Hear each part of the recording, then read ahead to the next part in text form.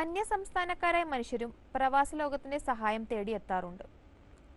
1990-ൽ Saudi റിയാദിലേക്ക് watchman ജോലിക്കായി പോയ ആന്ധ്രാപ്രദേശിലെ ഈസ്റ്റ് ഗോദാവരി ജില്ലക്കാരനായ വെങ്കടേശ്വർ റാവു കഴിഞ്ഞ 32 വർഷമായി കാണാതെയായ സംഭവം ഞങ്ങളുടെ പാർട്ട്ണർ ഓർഗനൈസേഷൻ ആയ നാഷണൽ വർക്കേഴ്സ് വെൽഫെയർ ട്രസ്റ്റ് വഴിയാണ് ഞങ്ങളിൽ എത്തിയത്.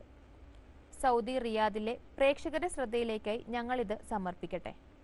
తాడు పద్మయండి మా ఆయన 90 వెళ్ళారండి విదేశాలకి. అప్పటి నుంచి ఇప్పుడు వరకు ఆయన ఏమయ్యారు ఏంటి మాకేమి తెలియదండి. ఇన్ఫర్మేషన్ 2 సంవత్సరాలు ఉత్తరాలు వేశారండి. ఆయన ఏజెంట్ ద్వారా వెళ్ళారండి. ఏజెంట్ ఆయన పొన్నం త్రిమూర్తులండి ఆయన పేరు. എൻ്റെ പേര് പത്മാവതി. എൻ്റെ ഭർത്താവ് വെങ്കടേശ്വര റാവു 1990-ൽ സൗദിയിലെ റിയാദിലേക്ക് വാച്ച്മാൻ ജോലിക്കായി പോയതാണ്. വീടിനടുത്തുള്ള ത്രിമൂർത്തലു എന്ന ഏജന്റ് മുഖേനയാണ് അദ്ദേഹം പോയത്.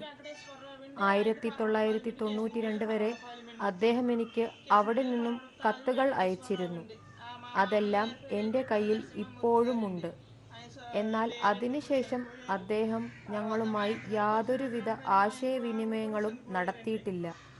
ഞങ്ങൾ അദ്ദേഹത്തെ കൊണ്ടുപോയ ഏജന്റിനോട് അന്വേഷിച്ചു.